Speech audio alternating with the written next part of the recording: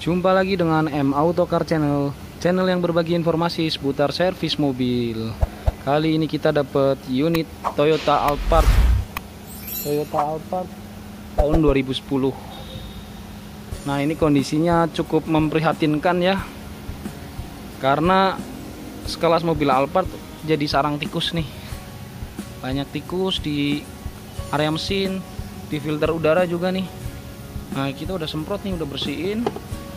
Isinya seperti ini nih, sampah-sampah nggak jelas ya. Nih, filter udaranya pun digrogotin, udah kotor banget juga.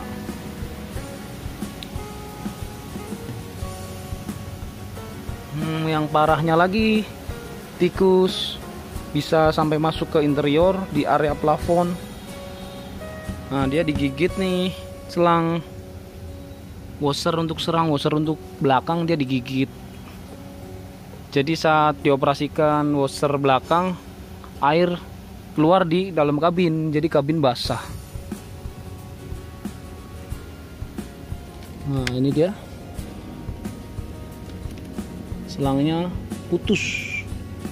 Juga banyak kabel-kabel yang digigit juga ini.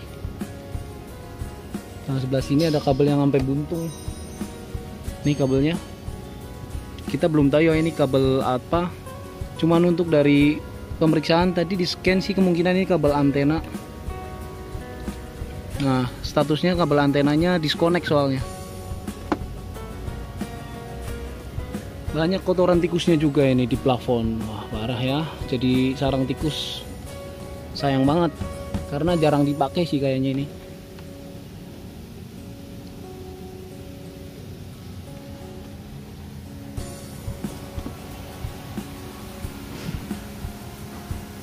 Habis semua digrogotin. Banyak kotorannya juga.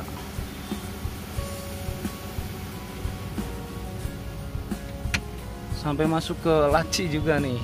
Allahu Akbar.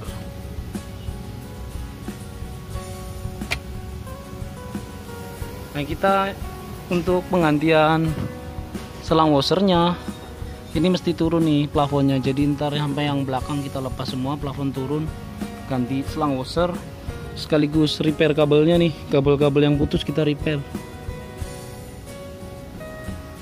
Kemungkinan unit nginep untuk nunggu barangnya, karena nggak ready. Barang-barang seperti itu kan nggak ready, mesti pesen dulu.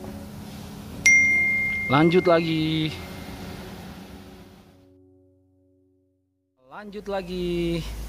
Alphard yang jadi sarang tikus.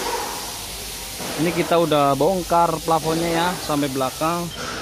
Ini selang washernya yang digigit tikus udah kita lepas, tinggal ganti aja yang baru. Nih part-part yang barunya nih.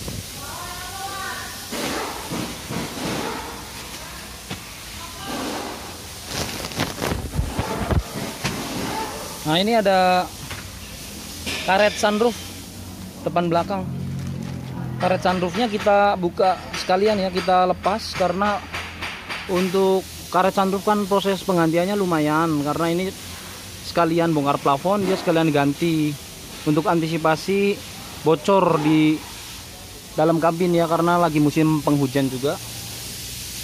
Jadi kita harus ganti sekalian.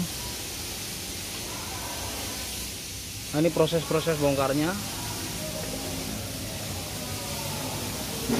Nah, biasanya kalau sunroof bocor itu faktornya ada dua. Dari karetnya yang udah, karet yang kecil kesini nih, karetnya dia udah keras, jadi daya sekat untuk airnya dia udah menurun.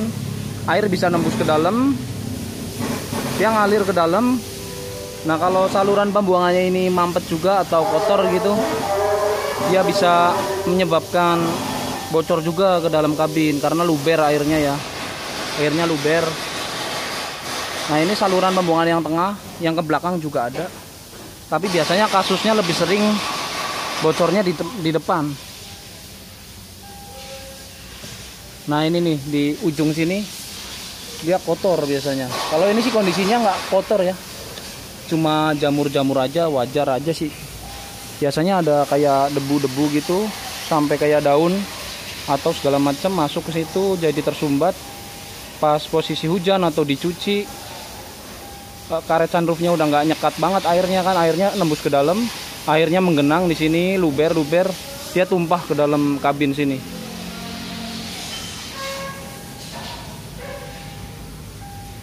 Nah ini kaca sunroofnya, tinggal ganti karetnya aja nih. Ini yang depan, yang belakang. Ya kita lanjut ganti karet sunroofnya dulu. Ya untuk karet sunroof yang kecil udah kita ganti nih. Ini udah karet yang baru. Ini karet lamanya. Ini tinggal kita pasang karet sunroof yang kaca yang lebar ya, yang gede, yang belakang nih. Ini udah kita lepas.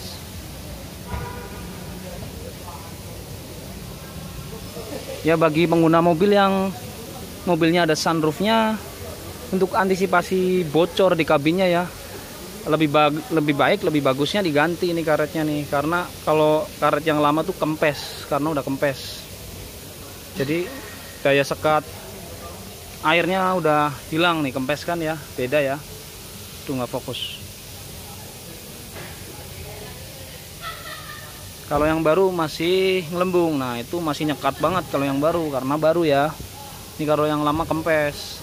Jadi untuk mobil yang ada sunroofnya, untuk antisipasi bocor, segera diganti. Kalau udah 5 tahun, di atas 5 tahun lah, dia pasti daya sekat karetnya udah hilang karena kempes. Untuk antisipasi kerusakan yang lain ya, karena bocor, karena air bisa masuk ke dalam kan, bisa juga plafon ini lapuk karena kena air, berjamur juga. Nah, lebih baiknya diganti karet sunroofnya nih.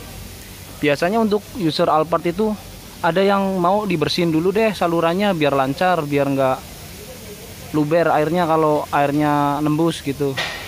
Ada juga, cuman lebih baik sih ya langsung diganti dua-duanya nih, depan belakang. Bisa awet bertahun-tahun lagi sesuai. Jadi ngeluarin kos lebih besar, tapi untuk jangka waktu yang lebih lama lagi, keawetannya lebih lama gitu. Yuk kita lanjut ganti yang sunroof yang gede nih.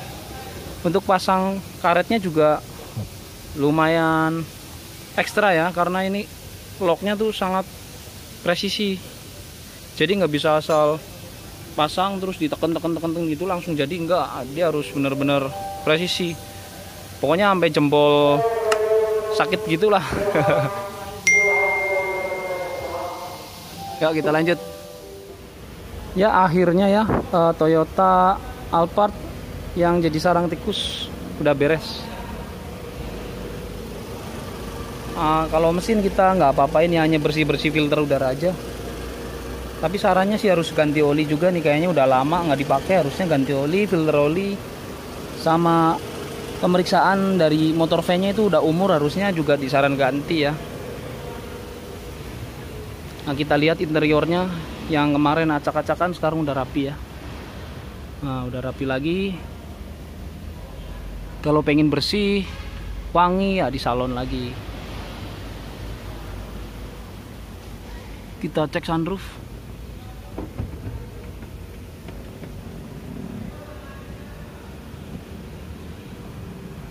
Sunroofnya juga udah bagus. Tinggal diuji coba aja, dihujanin atau dicuci juga boleh. Cek untuk daya sekat karet yang barunya.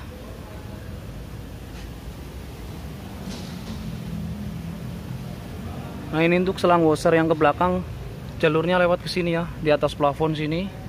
Di atas plafon sini lewat jalur sini baru ke atas. Dia udah diganti, udah beres.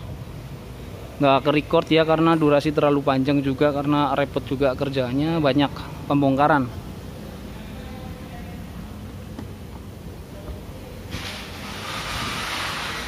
Sangat berdebu atapnya.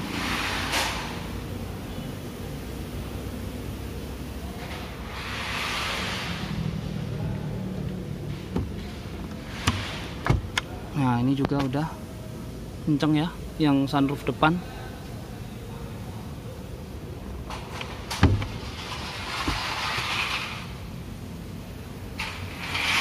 Ya cukup sekian ya untuk sharing Toyota Alphard ini.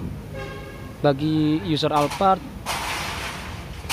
untuk segera cek sunroof karena udah musim penghujan ya. Ya, cukup sekian untuk sharing Toyota Alphard-nya. Kita akhiri saja, semoga bermanfaat untuk teman-teman info-info dari kita. Sampai ketemu lagi di video-video M Auto Car Channel berikutnya. Terima kasih.